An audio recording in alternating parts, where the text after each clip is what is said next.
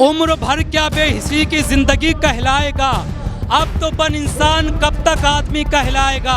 कुछ न कुछ तो बोलना होगा मुझे उसके खिलाफ। अब मेरा खामोश रहना बुज़दिली कहलाएगा। हाँ, डराया जाता है, हमें धमकाया जाता है, लेकिन हम नहीं डरने वाले, क्योंकि हम ये बताना चाहते हैं कि राह में खतरे भी है लेकिन ठहरता कौन है। राह में खतरे भी है लेकिन ठहरता कौन है। मौत कल आनी है, आज आ जाए डरता कौन है। मोदी जी बात करते हैं सबके साथ सबके विकास की, लेकिन मोदी जी सिर्फ बीजेपी और आरएसएस का विकास कर रहे हैं। इस देश में सिर्फ अंबानी और अडानी का विकास हो रहा है, बाकी सबका सत्यानाश हो रहा है। आज आप नशीनों उठ बैठो, वो वक्त करीब आ पहुंचा है जब तख्त गिराए जाएंगे, जब ताज उछाले जाएंगे। सभी का खून है शामिल यहाँ की मिट्टी में, किसी के बाप का हिंदुस्तान थोड़ी है।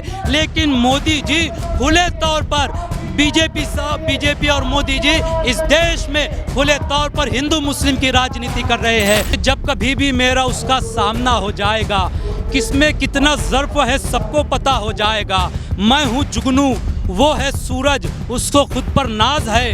रात होने दीजिए, खुद फैसला हो जाएगा। है हमारी खामोशी से दुश्मनों में दहशतें, हम अगर कुछ कहे उठे तो क्या से क्या हो जाएगा। हवेली झोपड़ी सबका मुकद्दर फूट जाएगा अगर ये साथ हिंदू मुस्लिमों का छूट जाएगा। दुआ कीजिए कि हम में प्यार के रिश्ते रहें कायम, ये रिश्ते टूट जाएंगे तो भारत टूट जाएगा। वही ये शायर ने ये भी कहा था कि कहाँ करती थी ये दुनिया जिसे तहजीब का पैकर। हमें तो तुम हमें हमारी बस वही पहचान लौटा दो जहाँ रहते थे हिंदू और मुस्लिम साथ मिलजुल कर। खुदा के वास्ते हमको वो हिंदुस्तान लौटा दो। तो के लिए ये शेर कहना चाहूँगा, जिस तरह वो यात्रा पर निकले हैं, जिस तरह डिक्टेटरशिप के विरोध में सीना तान कर खड़े हैं, तो मैं ये समझो कि राहुल गांधी ये शेर कह रहे हैं कि जब कभी भी मेरा उसका सामना हो जाएगा, किसमें कितना ज़र्फ है सबको पता हो जाएगा। मैं हूँ जुगनू, वो है सूरज, उसको खुद पर नाज है। रात होने दीजिए, खुद फैसला हो जाएगा। है हमारी खामोशी से दुश्मनों में दहशतें, हम अगर कुछ कहे उठे तो क्या से क्या हो जाएगा। आज राहुल जी गांधी खामोशी से यात्रा कर रहे हैं तो मोदी जी की सत्ता में, मोदी जी की सरकार में खलबली मची हुई है, क्योंकि उन्हें पता है कि जब कांग्रेस पार्टी के मानने वाले और जब इस देश के युवा खड़े होंगे तो इस सरकार को पलट कर रख देंगे कि खाक नशीनों उठ बैठो, वो वक्त करीब आ पहुंचा है जब तख्त गिराए जाएंगे, जब ताज उछाले जाएंगे। नरेंद्र मोदी जो इस देश के प्रधानमंत्री है, वो नारा देते हैं सबके साथ सबके विकास का, लेकिन मैं प्रश्न पूछना चाहूँगा इस देश की ओर से, इस देश के युवाओं की ओर से कि आपने कहाँ सबका साथ सबका विकास किया। आप नौजवानों को रोजगार की बात करते हैं, आपने कहाँ रोजगार दिया। आप महिलाओं को न्याय की बात करते हैं, आपने कहाँ न्याय दिया। आप बात करते हैं कि इस देश से बेरोजगारी दूर होगी, आपने कहाँ बेरोजगारी को दूर किया।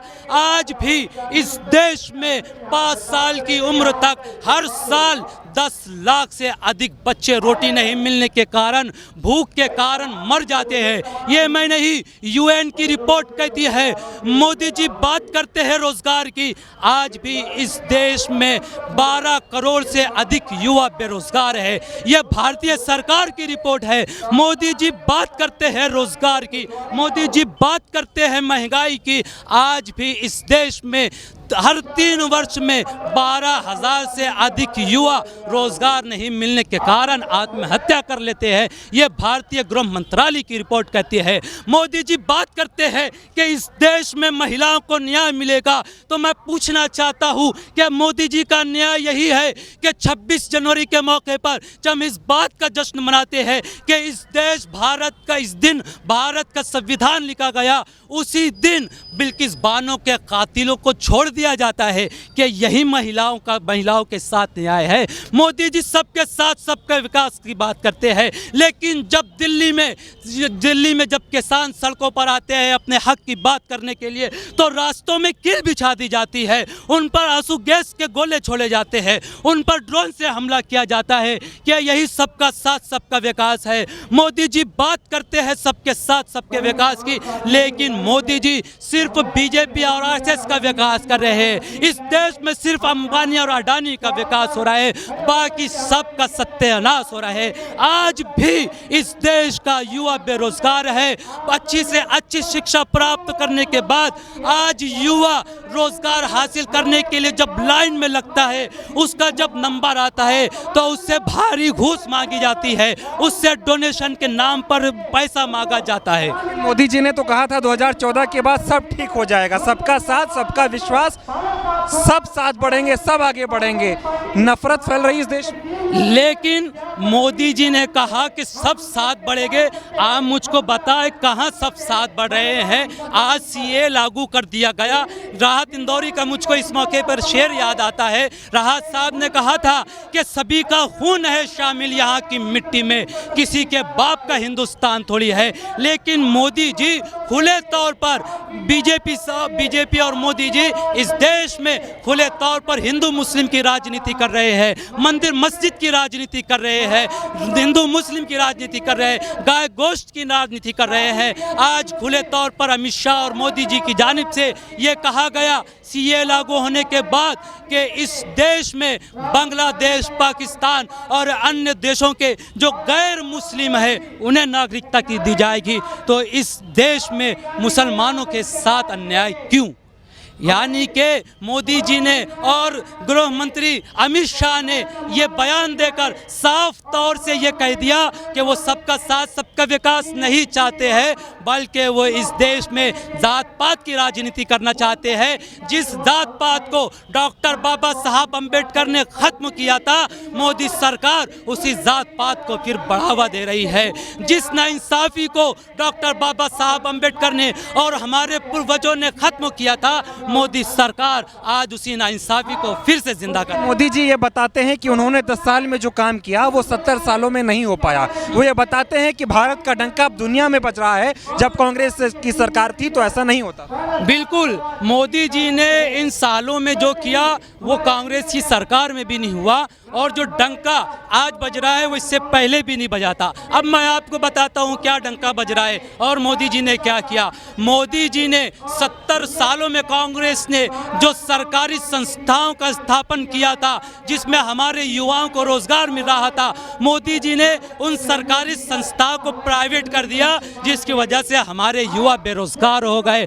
इन 70 सालों में जो कभी नहीं हुआ था, यानी कि हिंदू मुस्लिम की राजनीति नहीं हुई थी, नाइंसाफ़ी नहीं हुई थी, फिर चाहे वो किसी भी जात किसी भी धर्म का हो उसे इंसाफ मिलता था। मोदी सरकार में आज वैसा नहीं हो रहा है। आज बेरोजगारी बढ़ गई है, आज युवा आत्महत्या कर रहा है। इसलिए भारत का डंका आज पूरे विश्व में बज रहा है। राहुल जी ने जब भारत जोड़ो यात्रा शुरू की, वो कन्याकुमारी से कश्मीर तक चले, उस दौरान उन्होंने एक नारा दिया कि मैं इस देश में नफरत के बाजार में मोहब्बत की दुकान खोल रहा हूँ।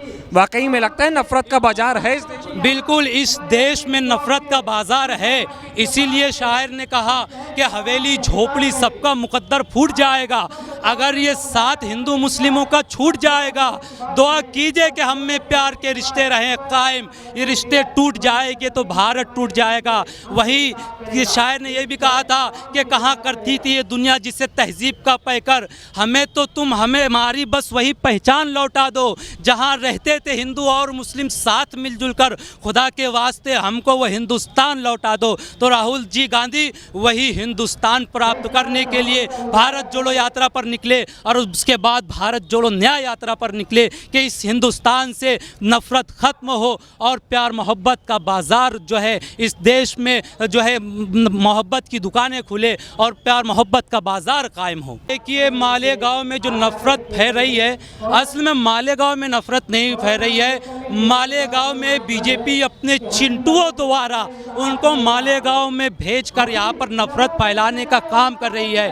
अभी जो है राणे, क्या नाम है उसका, जो बीजेपी का एमएलए है, नीतीश राणे, वो रहता है मुंबई में, लेकिन मालेगांव में आकर वो ये कहता है कि यहाँ पर जिहादी लोग रहते हैं। वो ये कहता है कि यहाँ के मुसलमान हिंदुओं के विरोध में काम करते हैं। उस नीतीश राणे को ये नहीं दिखता कि जब यहाँ से गढ़ की यात्रा जाती है तो इस शहर के मौलवी, इस शहर में मदरसों में पढ़ने वाले छोटे छोटे बच्चे बच्चे, इस शहर में रहने वाले मुसलमान इसी आगरा रोड पर जहाँ से ये यात्रा गुजर रही है लाइन से खड़े हो जाते हैं, शरबत पिलाते हैं, उन्हें गले लगाते हैं, उनके साथ भाषण करते हैं, उनके साथ जो है खड़े रहकर हिंदू मुस्लिम एकता का पैगाम देते हैं।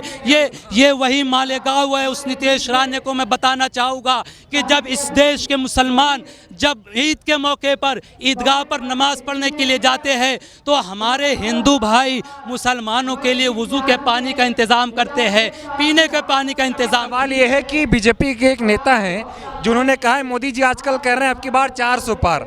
मोदी जी आजकल नारा दे रहे हैं कि अब की बार 400 पार। इस नारे पर बीजेपी के एक नेता कह रहे हैं कि 400 पार कर दो, देश का संविधान बदल देंगे। असल में वो जो 400 पार कह रहे हैं वो लोगों की समझ में नहीं, वो 400 बाहर बोल रहे हैं।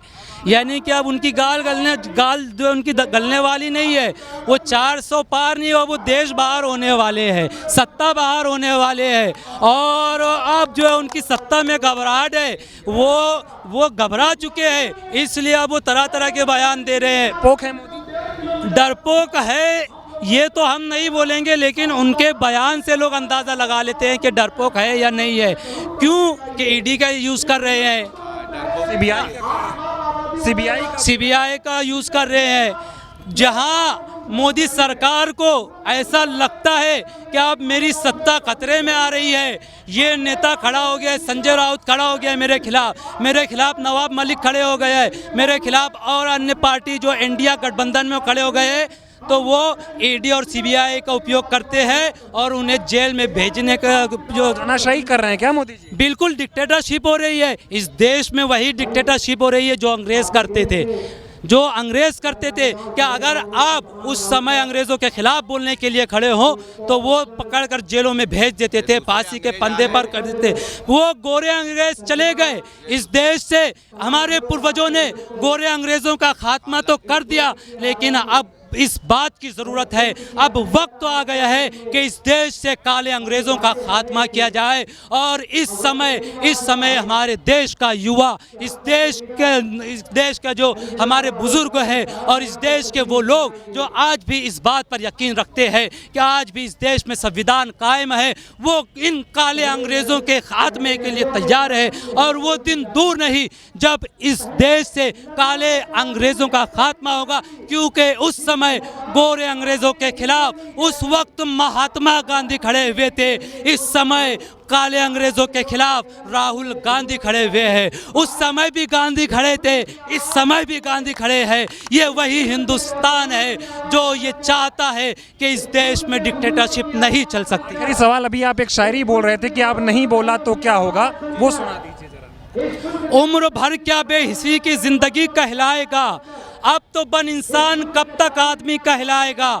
कुछ न कुछ तो बोलना होगा मुझे उसके खिलाफ, अब मेरा खामोश रहना बुज़दिली कहलाएगा।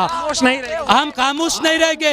हालांकि हमें डराया जाता है, हमें धमकाया जाता है, लेकिन हम नहीं डरने वाले, क्योंकि हमारा रिश्ता हमारे पूर्वजों से मिलता है। हमारे पूर्वजों ने भी फांसी के फंदे को झूला, हमारे पूर्वज भी जो जेलों में गए। हम ये बताना चाहते हैं कि राह में खतरे भी है लेकिन ठहरता कौन है, राह में खतरे भी है लेकिन ठहरता कौन है, मौत कल आनी है आज आ जाए डरता कौन है। डराया जाता है, हमें धमकाया जाता है, लेकिन हम नहीं डरने वाले, क्योंकि हमारा रिश्ता हमारे पूर्वजों से मिलता है। हमारे पूर्वजों ने भी फांसी के फंदे को झूला, हमारे पूर्वज भी जो जेलों में गए। हम ये बताना चाहते हैं कि राह में खतरे भी है लेकिन ठहरता कौन है, राह में खतरे भी है लेकिन ठहरता कौन है, मौत कल आनी है आज आ जाए डरता कौन है। हम पीछे नहीं हटेंगे, हम बोलेंगे, हम तब तक बोलेंगे जब तक इस देश को इंसाफ नहीं मिल जाएगा।